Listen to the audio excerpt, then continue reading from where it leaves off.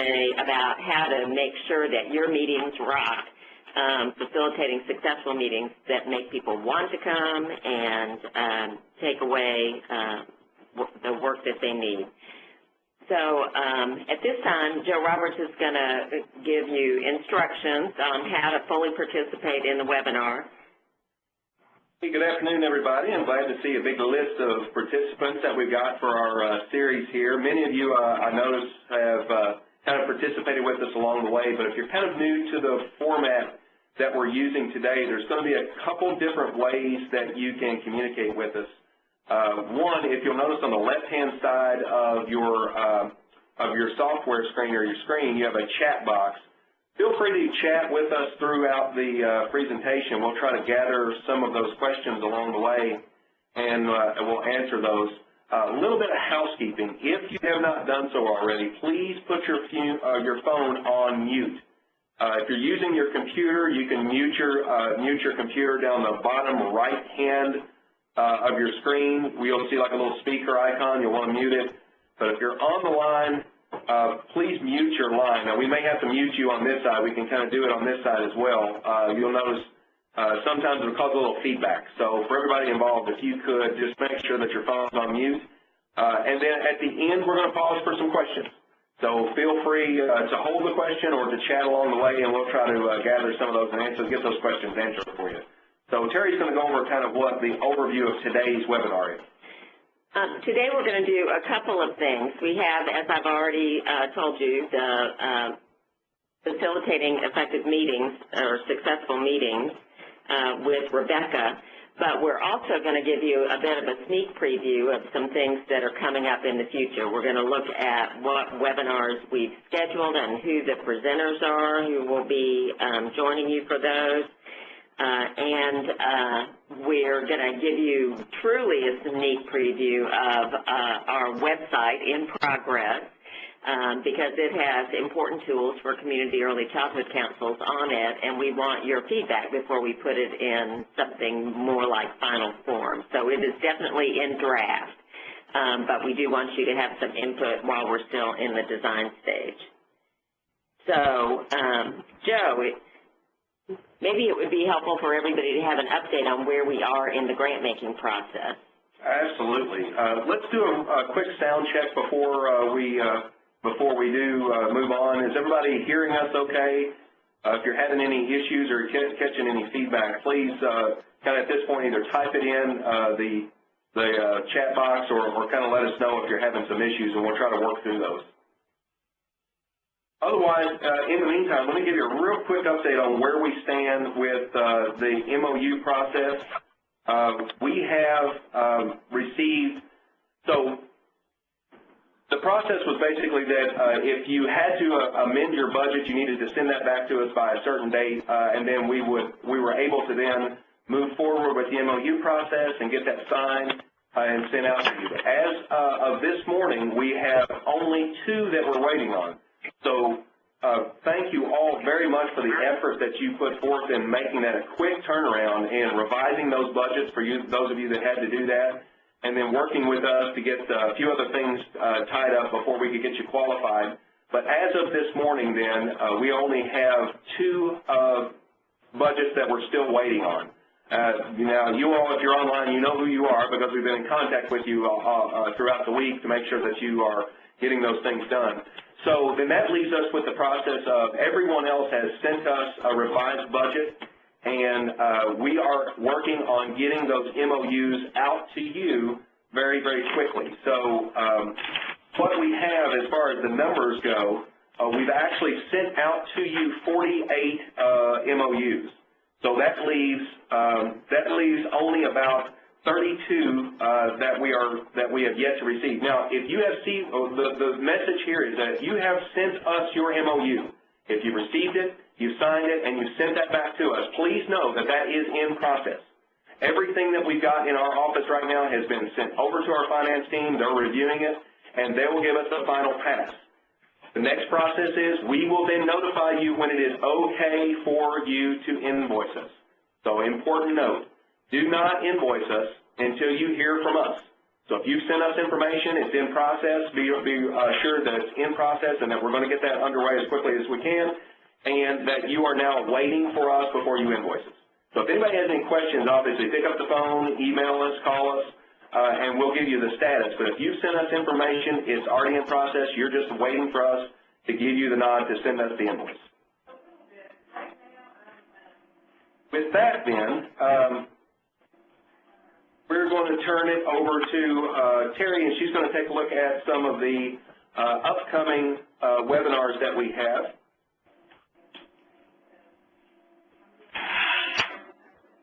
Chair. All right, we're going to give you a preview of what we've got lined up in future months. We will continue to have one webinar each month through April of next year, and we've begun the process of recruiting the experts who will actually be working with you on these calls.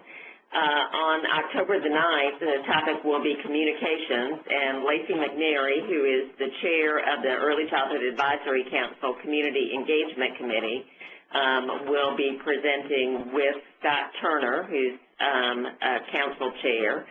In November, Bradley Stevenson will be talking about fundraising, both from the grant-seeking perspective and about looking at local resources that may be available to you. And we're going to give you a break in December, no December webinar. And in January, John Roden and I will be talking about outcome measurement and data, using data. In February, Albert Fox and others will be coming to you to talk about professional development in the big picture way. March will be about family engagement with Martina Rowe, and in April, we'll begin all over again with Joe Roberts and Elizabeth Whitehouse presenting the RFA for the 2013-2014 funding. So all those webinars will be scheduled from 1 o'clock in the afternoon Eastern Time to 2:30 in the afternoon. We're still happy to take your suggestions on other things you'd like to hear about, or if any of you feel like you have a burning message to share on any of the topics we've already queued up for you, please feel free to let us know, and we'll connect you with other presenters for that topic. I'm looking forward to that. I also want to just give you a heads up that's going to set the tone for the communication session in October. Tomorrow you will receive, you being every member of every council, will receive a link to a communications survey developed by our Community Engagement Committee. And they are trying to assess what the communication strategies are in the field and what the communication capacity is across the whole early childhood system. So they'll be asking questions like, do you tweet or do you Facebook as part of your communication strategy? Do you have a web page? Do you print a newsletter?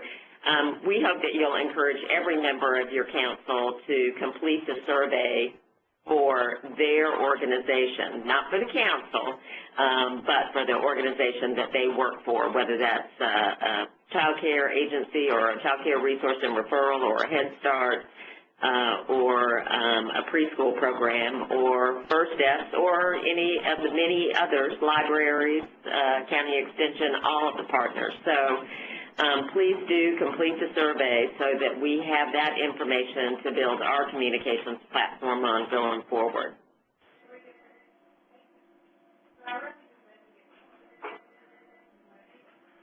Okay, without further delay then, I'm going to turn it over to Rebecca Duchette, who's going to share her experience in facilitating successful meetings. So, Rebecca, thanks for joining us today. Thank you for having me.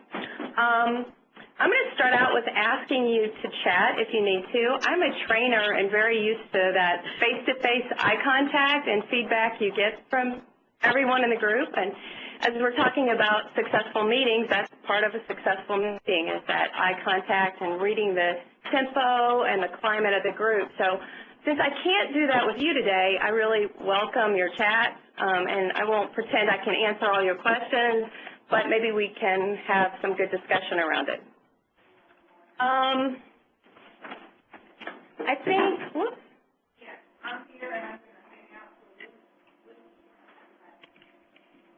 I think we've all been in a meeting where we just felt like it was a colossal waste of time, where we left very frustrated that we spent our time there when we could have been doing something useful that impacted the families we work with, where we felt like the topics didn't pertain to us at all.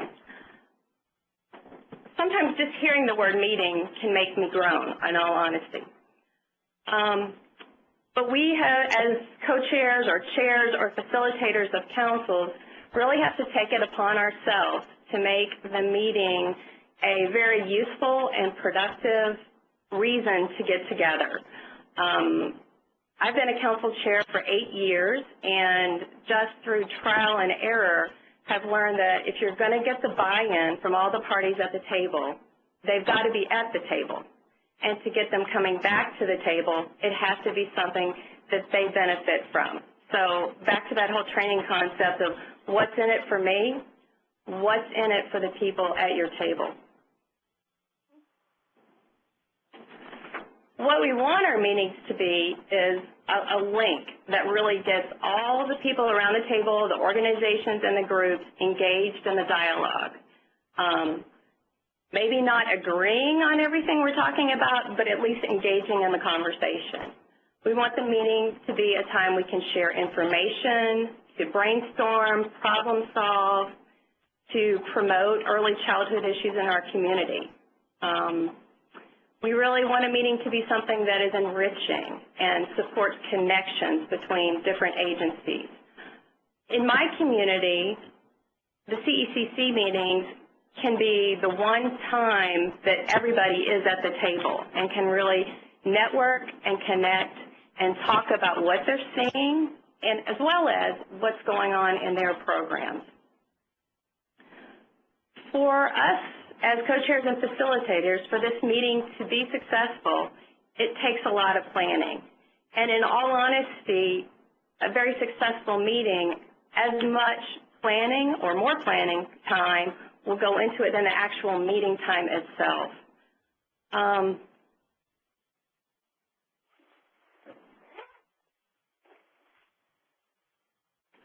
So here's just a few keys that we're going to be working through in the next little bit of time we have together. Have you ever been to a meeting where you're not sure why you were there?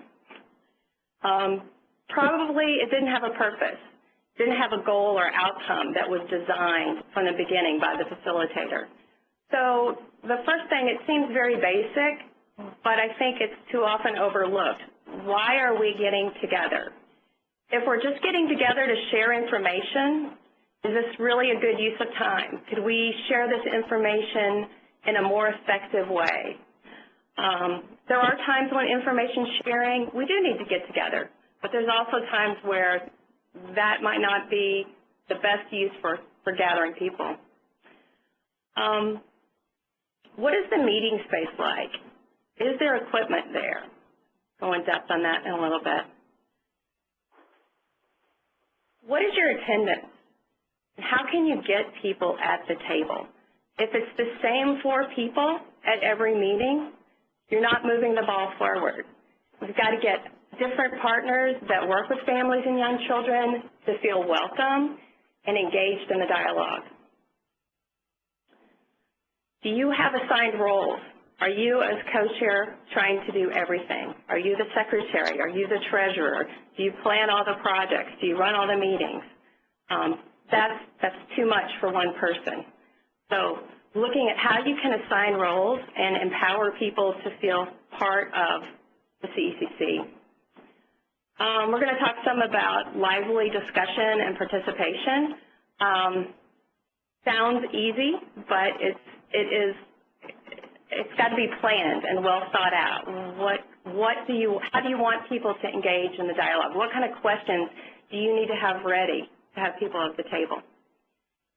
And lastly, although it doesn't actually happen at the meeting time, what kind of follow-through happens?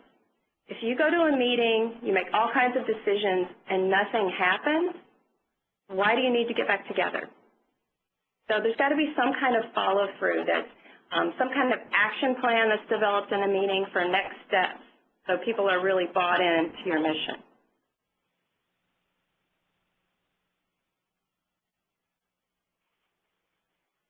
So we started with meeting space. To have a lively discussion, we need to have eye contact. We need to be able to feel the pulse of the group.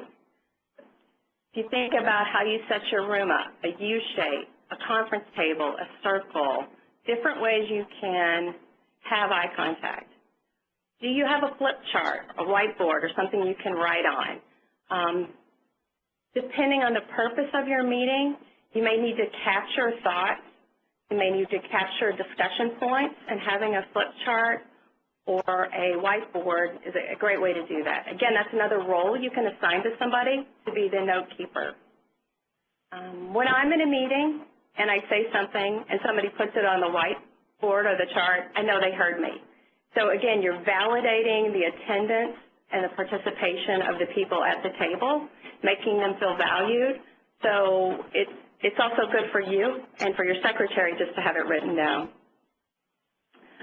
The last thing I say on there, if you can find a way to provide water or coffee, do it. I know we can't do that in our grants to buy food, but does somebody have an extra cup of coffee that you can use in the coffee maker at your meeting space and have hot coffee? Does somebody have a water pitcher and plastic cups? It kind of energizes the room and sets the tempo, even if it's just peppermints left over from a training somebody did last week, to throw peppermints out. It sends a message. It sustains the energy of the room and welcomes people to your environment. Another thing about the meeting space is to think about the actual physical location. You know the dynamic in your community. Is there a neutral space you can meet? Does holding a meeting in a certain site imply that that agency's voice will be heard louder? I think every one of our communities has these kind of unknown or unspoken rituals, relationships, but acknowledging that they're there and really thinking about where your meeting site is being held to make everyone feel welcome. So that being a neutral space. If you can't find a neutral space, to consider rotating sites. I think this gets confusing personally because people don't know where to go. But if you have those kind of issues in your community, it does, if you will, allow the discussion to be influenced by different people, perhaps.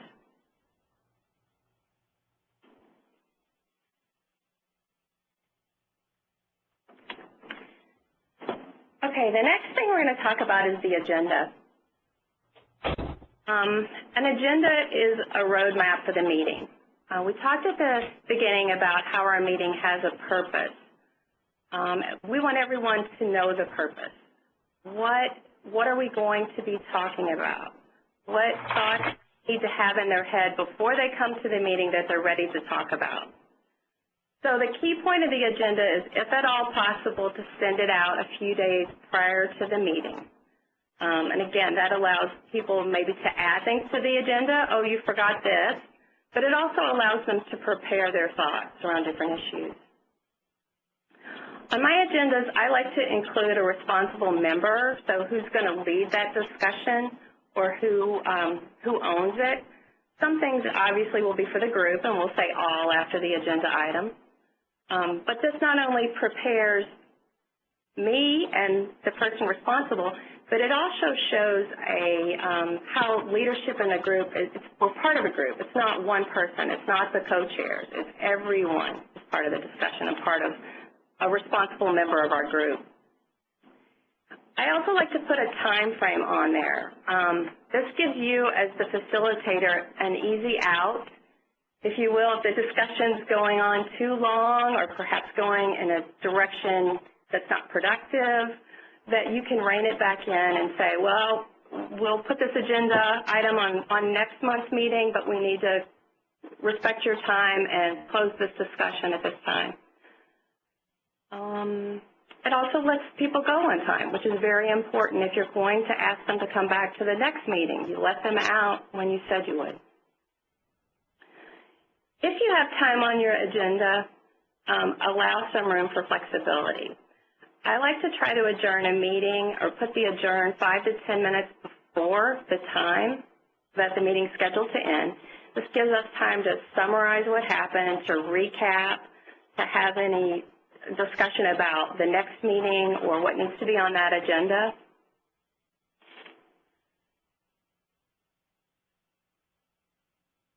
And then the last thing on our Boone County agendas, we always put the Kentucky vision for early childhood councils on the actual agenda at the bottom, the mission statement.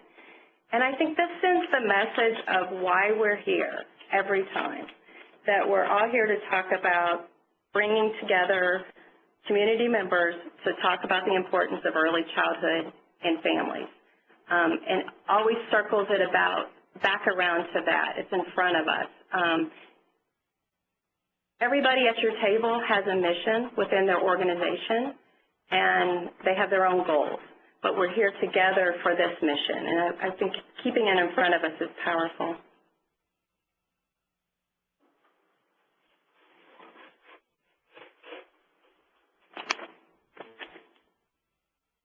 Attendance. For your council to be strong, you have to have people there, and you have to have a variety of agencies represented. From just trying things and failing, honestly, you need to think about the day and the time of the meeting.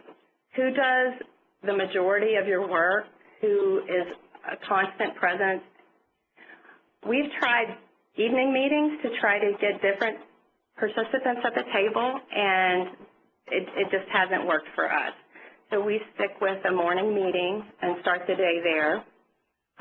But you have to know your attendees, your participants, your community, and what will work. We talked about the location. Many councils are many counties wide, so you may even need to look at traveling or doing conference call options like this to really maximize participation and attendance. Consistently reaching out to agencies and groups not represented. It's a phone call, it's an email, and I'll pick on extension because our extension is a very spotty attender. But it's that personal phone call 3 or 4 days in advance to say, oh, can you come to our meeting? Our meeting's going to be Thursday morning. And if they can't come, encouraging them to send you something about their agency that's going on, some information, that some service they're providing to children or families, something that you can share with the group about that agency. And that sends a message to them that their attendance is valued and the information they have to share with the group is valued. So maybe they won't come this time, but maybe next month when you call, they'll make it.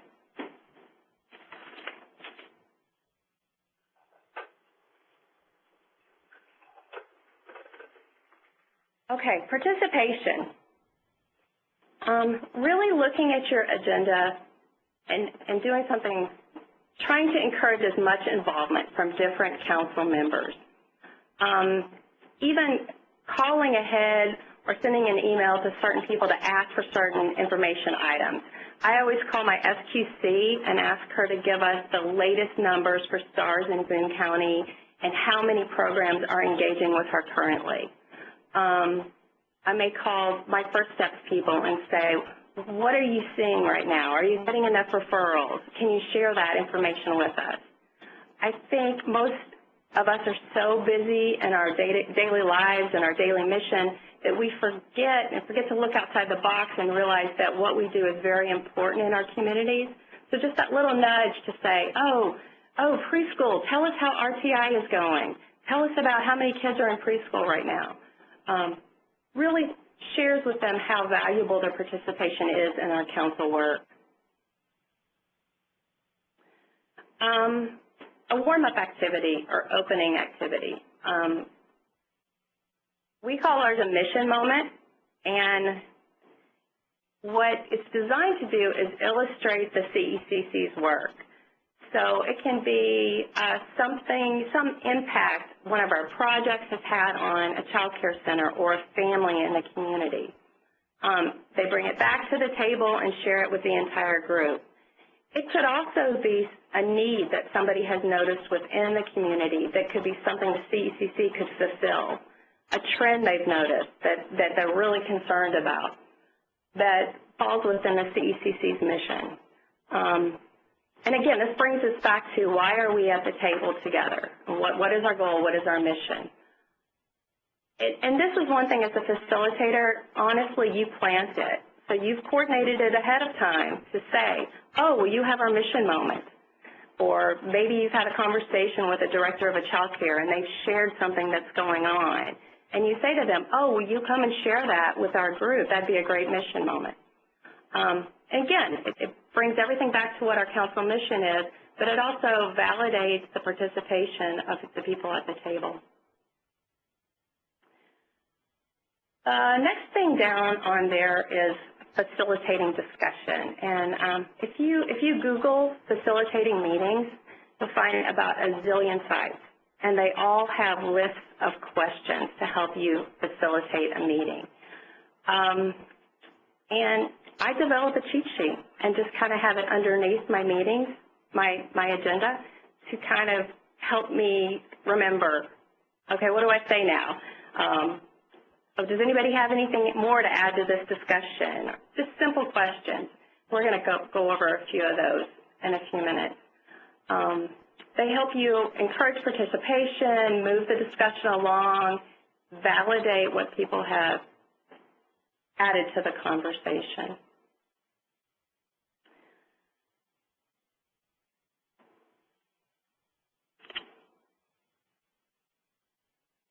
One other thing for participation that I think really sets the tone of a meeting is for you as facilitator or co-chair to be there early and be prepared so that when people come into the meeting room, you're available to greet them and talk and set the tone. And some of it can be the professional conversation, oh, did you get the referral I sent about this? But some of it's also just that time to share baby pictures, to talk about the wedding they went to over the weekend, and just kind of set the congenial tone that makes a good meeting. So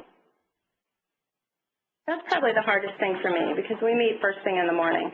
So getting myself ready and there on time is a challenge.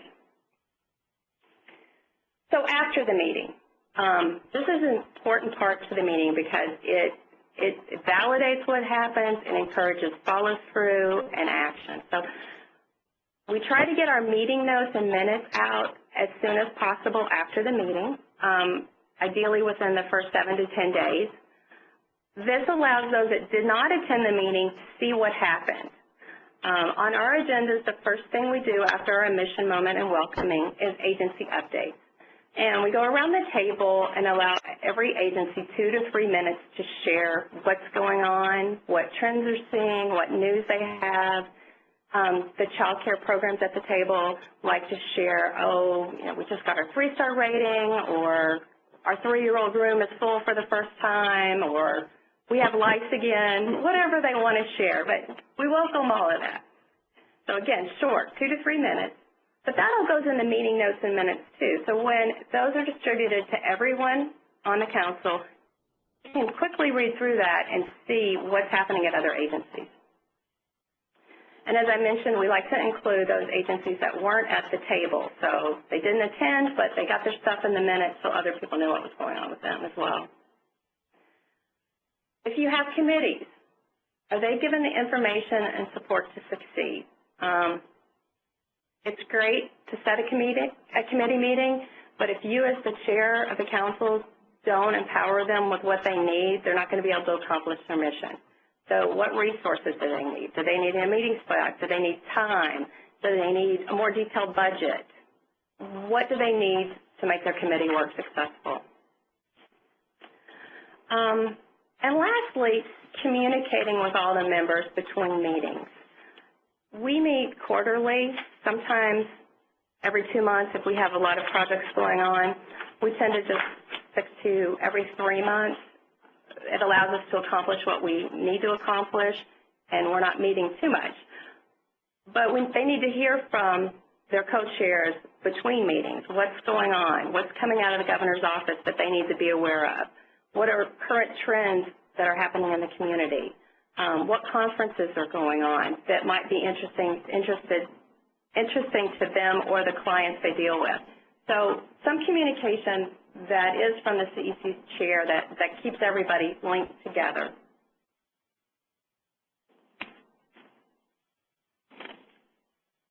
Okay, evaluation. I'd like to think that every meeting I run is awesome and you want to come back to the next one, but I would really be kidding myself. Every so often, you need to do some kind of evaluation, just like a training. What do you like about the meetings? What do you not like? What makes it successful? What makes it not successful? What would you like to see change? You can do this informally at the end of your meetings or more formally a written survey and try to get some feedback.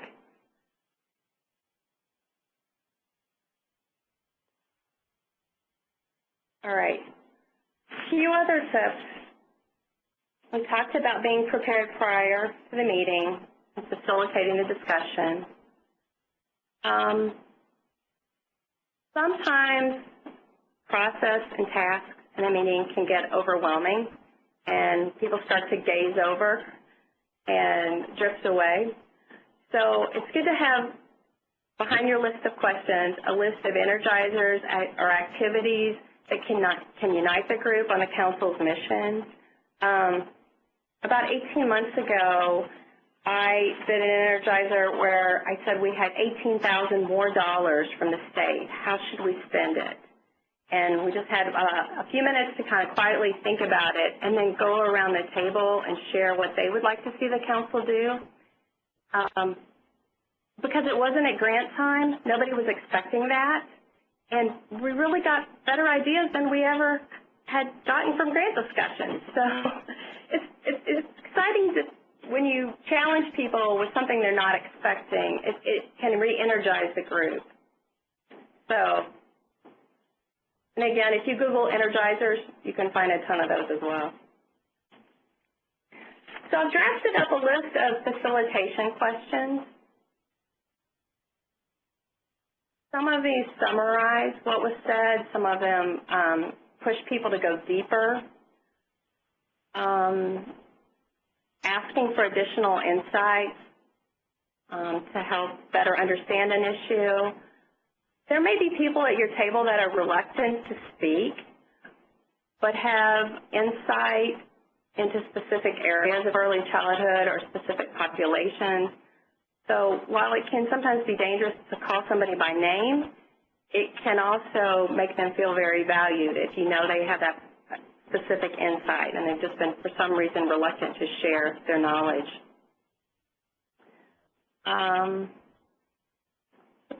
Anyone share their experience with this? What are some other ways we could address an issue? And then wrapping up with any loose ends we should consider.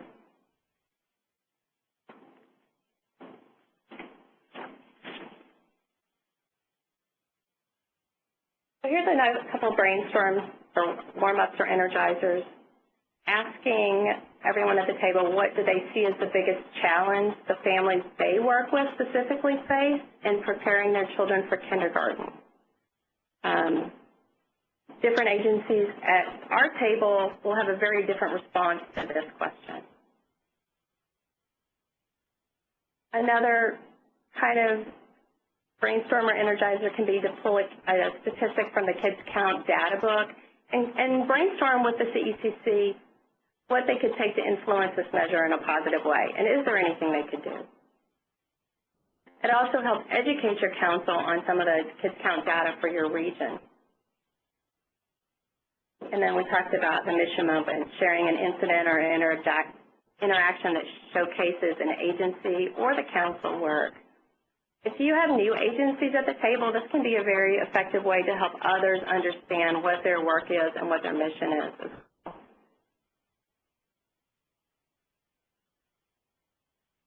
So, in closing, they don't just happen. They take a lot of work. They require as much planning time as the meeting itself, and sometimes more.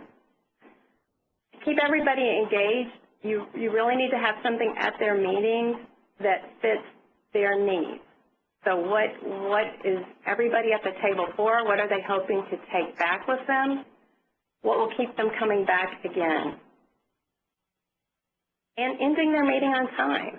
So we talked about recapping 5 to 10 minutes before the meeting and kind of giving a closure and summary to everything.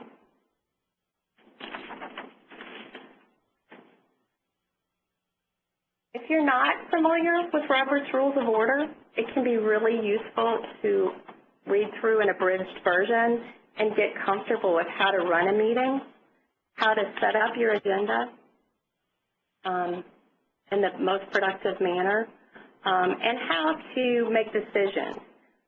If your group runs on a consensus, that's fine. If you need a quorum, just some issues like that that make your meeting run smoother and you as a facilitator more successful.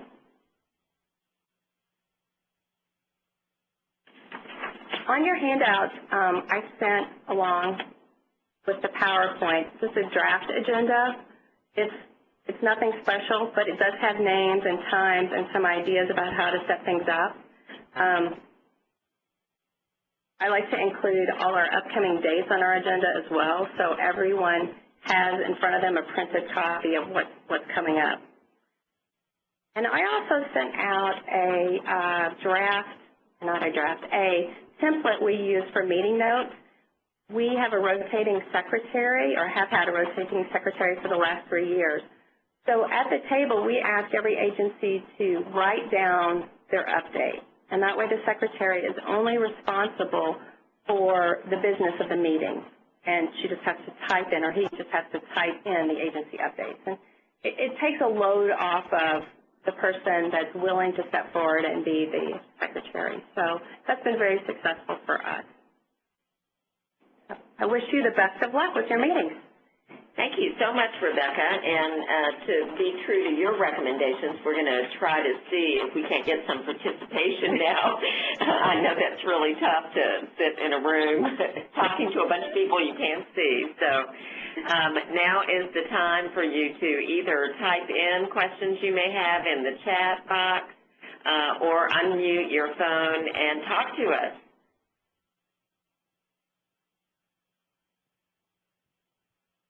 While you're getting unmuted, I had a question for you, and that is, while I totally agree that it's important to get everybody to participate, but sometimes some people take that invitation a little too seriously, and because they're a little overzealous to participate, other people tend to just kind of stand back and not participate because they can't get airtime. Mm-hmm. How do you deal with that?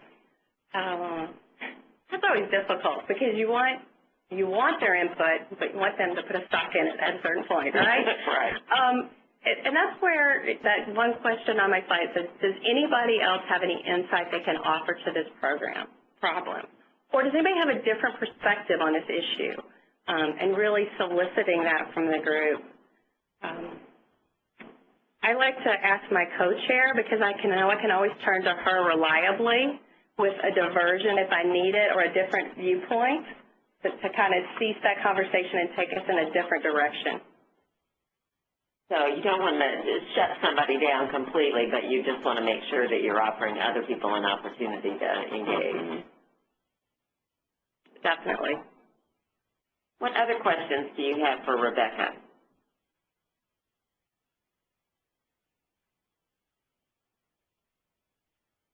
Well, I'm going to have to guess that everybody already runs perfect meetings, or she was just so thorough that there wasn't a need to ask any follow-up questions. But I'm sure that you can contact Rebecca directly if you'd like for her to share some of her resources with you, and she'll be happy to do it.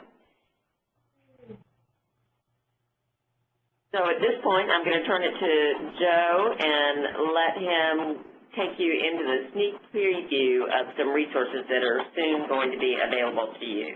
Thank you very much, Terry, and thank you, Rebecca. That was incredibly insightful on how to. You made something that looks very difficult. That is very difficult look easy to do. So we're going to take a look now at what we have been working on, kind of in the background, as our new website. And when I say our website, I mean the Governor's Office of Early Childhood website. So what you should see now in front of you is sort of a prototype design that we have been working on in the background. What we want to do is kind of let you all know where we're going with the strategy of the website, because certainly we see councils as being one of our key audiences for individuals that will come to the website to get information, to share ideas. So we really see that you all as a partner in this with us. So as we kind of walk through the different sections of the website, please feel free to chat or send us information about what you think you see or what you think would benefit you or your council. First of all, the site was kind of designed with the audiences in mind. So as you can see from the top navigation, we've got sections for professionals. These would be the early care professionals, like early care professionals in a child care, in Head Start, in state-funded pre-K, and we wanted to kind of group together resources for those individuals. Part of the goal of the site was to provide new content, so to provide new resources for these audiences for you to draw on as we develop them and as our partners kind of develop new resources along the way. That's one piece of content. The other piece of content was to try to find an easier way to get to some of the resources that are already available out there. So often, I think we all have had that experience where we try to go find something we know exists. We've seen it before, and it's this elusive document that we just can't seem to find. It might be on a state government website or a federal government website. So we want to be sort of also the portal, if you will, where you can get access to some of that information. So we're going to be actively linking to those important documents that may be kind of hidden, or resources that may be hidden in other sites. We want to leverage those on our site as well. So for professionals is one. We also have a tab for families. So we want families to come to our site to get information about some of the various programs that we offer, what Kids Now means to families, and we've been very careful to tailor this information to the audiences. So when we're talking about STARS, for example, from a parent's perspective, we want to present that information that's very friendly to a parent.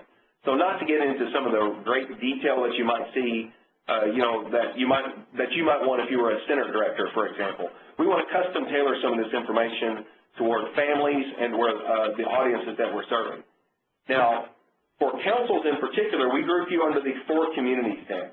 So we're going to run through this section with in a little bit more detail, because we want to kind of show you what our initial offering is going to be out there.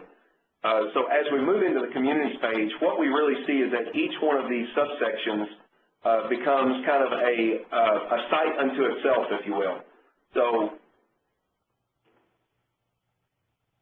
we're going to get you access within each one of these subsites, if you will, to all kinds of other information. News stories, documents, resources that are just specific to councils. As I'm waiting for my very slow internet connection to decide to connect us.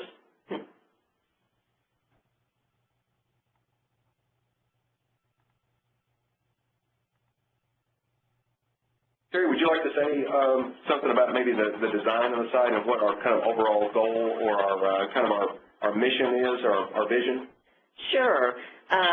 Well, we really hope that our website will be kind of the go-to place for all kinds of audiences who are interested in early childhood in Kentucky. So a place where professionals, as Joe said, can find things kind of aggregated for them, and a lot of our functions will connect to other websites, for example. So the STARS information under the For Professionals, for example, would take you to the Kentucky Partnership page that has a lot of information that a provider might want to know about STARS, whereas the STARS connection under For Families we'll talk about what quality early care and education looks like and what the STAR rating system means from a parent's perspective.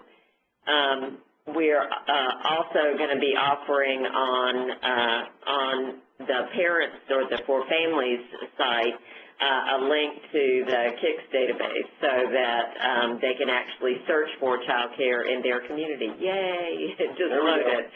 And in the For Communities section, your very own section, our hope is to put at your fingertips all of the tools that you will want to use. And Joe's going to show you what's out there right now, but we're looking for your input on how to make it even more useful to you. So our vision kind of here is that this will become, as Terry said, your one-stop shop for your communication, our outward communication to you as far as posting information and news stories. So we're going to have a news section that's dedicated just to councils. So what do councils need to know? What are the upcoming events that are going to occur? Things like that. So you'll have kind of a custom-tailored news section just for councils. The main graphic here obviously will change over time, but this is where we really want to get you the most up-to-date information. So theoretically, what may show up here is whenever the new RSA is available, it's going to show up on this homepage very prominently, so there's no question on where it's at, how you can download it. So if you all remember through this last year, we utilized a couple of different websites to get you information. Now this becomes the one-stop shop to get all that information that you need. So news is one of those important features that we want to have up-to-date and available for you as well. The site is fully video capable, so we're really looking for more video resources. The video resources we have now, a lot of it came from the Institute. So some of the great stories and some of the great practices we found at the Institute, we were able to capture those. For those of you who may have participated in our video booth, we captured some of those, and we're going to publish those to let everybody kind of know the good things that councils are doing across the state. We also have the resource section here. This is sort of the real quick hit resources. There's going to be a much more robust resource section as we build it.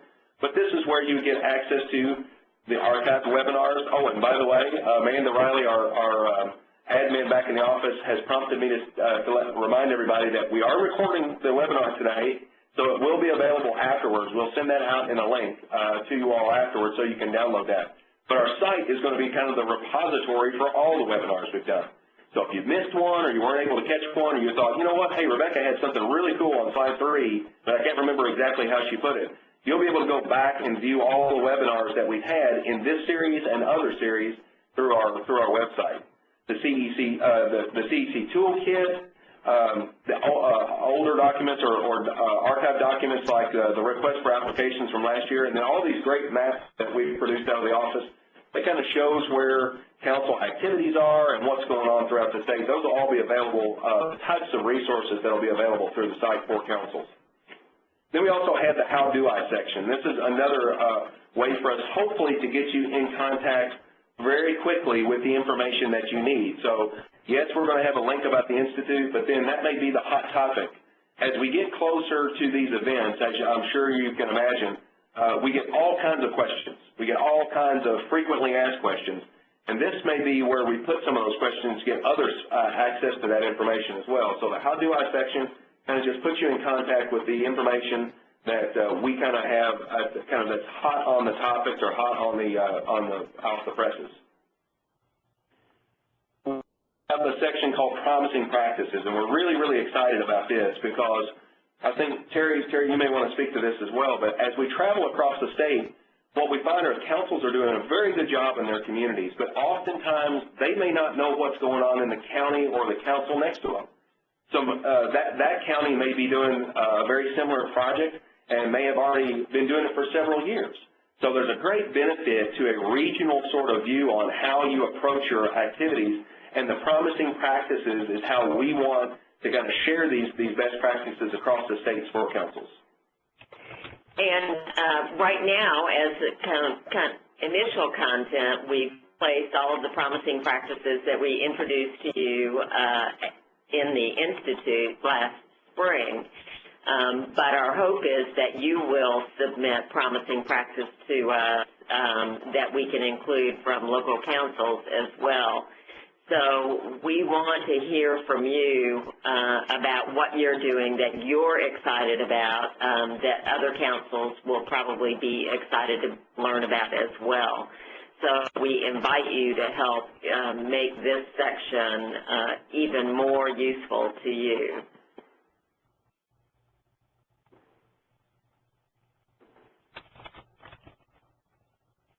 So the other section then will be a resource section. This will be more of a resource library. So this is where we will add or post documents. And you'll have those available to you as we post them. So that's going to become sort of the online repository. So if you will, if you're having a conversation with one of our staff, you could probably expect that in the future as we get the site up and running that we'll reference you to that library often. So, if you are looking for the latest RFA, or you're looking for best practices, or if you're looking for maybe a financial resource or a fiscal resource, that's where we're going to put that. So the resources document is where we'll kind of land for all that information. Resources. You can see another section. I don't think we have that one connected. So let's go to to kind of see what the resources would look like under our professionals. We've kind of built out that section already, and what you'll see is just a listing of the documents that we put out there in the resource library. Now, this is very much a standard kind of online document repository, so we'll be able to add folders and subfolders and all kinds of different documents.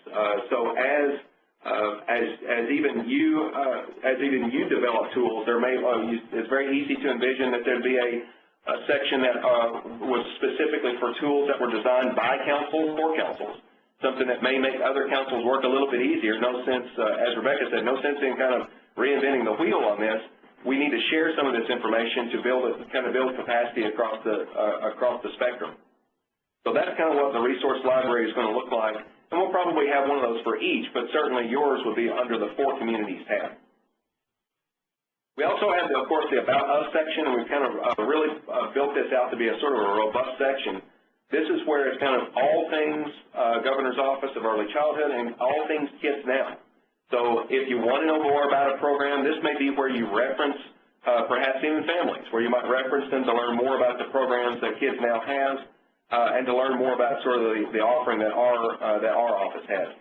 So there's several sections under there that kind of becomes the makeup of what Kids Now is and was and is to be. There's also an Early Childhood Advisory Council page. That's where you'll be able to keep up with sort of rudimentary now, but this is where you'll be able to keep up with what the council is doing so that you can align your council's activities to the state level council, and you'll also be able to go into each one of the subcommittees, the 7 subcommittees that we have, and not only see membership, but in the future you'll be able to see what their activities are. So if you have a data issue or a data question, you may want to go check to see what the data subcommittee is considering whenever they're doing their work. So with that, if you have any questions on the site, the goal is to have sort of a soft rollout here in a couple of weeks. But we will obviously be doing a very large push out to you whenever this content becomes live to make you aware that it is available and it's there for you as a resource. And we're always looking for feedback. So if anyone has any questions at this stage, we'll be happy to ask. We've got a question. The question is, does the new webpage provide space for the local council to make local information and events available, documents, hyperlinks? So if I think I understand the question correctly, is it a way for us to solicit information on what councils are doing so that we can kind of raise awareness? And the answer is yes, absolutely. We can make a section, or it may even be one of those news stories that's kind of going on that you then let us know what's going on in your community. That's exactly what we want this to be designed to do. It's a two-way street where we can kind of receive information from you and then post information for you to view. Well, and Joe, on our council contact list too, if I know that quite a few of the councils have a website of their own, we can also put your web address so that folks who are looking for you, looking for what's going on in their own area, can link to your website to see updates as well. Yeah, and again, I think we've talked in maybe the second or third iteration of the site. We want this also to be sort of where we build out the profile of your council. So what are the activities you're doing? Who are the contacts? Who are the members? So maybe you all were asking during the RFA process, why are you asking for all this information? Well, now you kind of know. We want to raise the level of visibility that your council has with us and vice versa. What other questions do you have about the site, or suggestions, recommendations for things that we can include that would be helpful to you?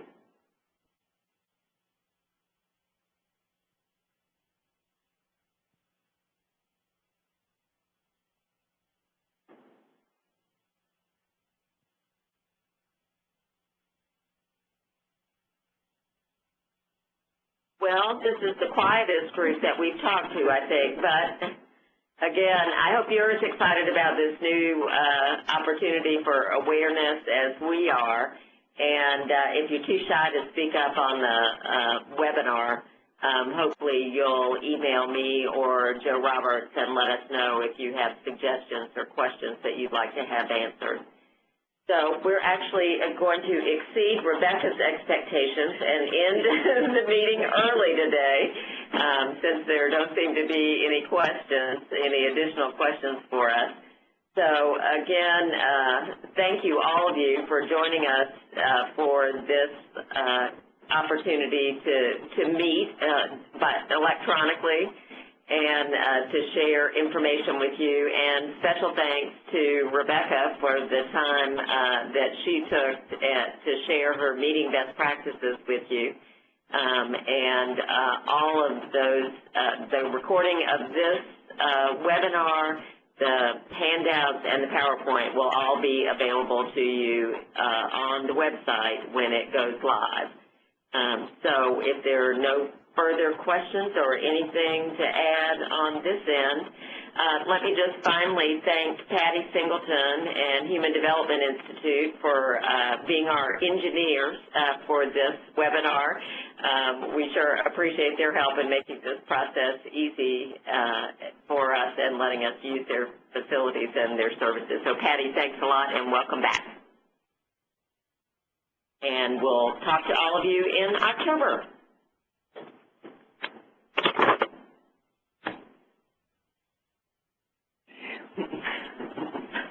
It is hard. Yeah.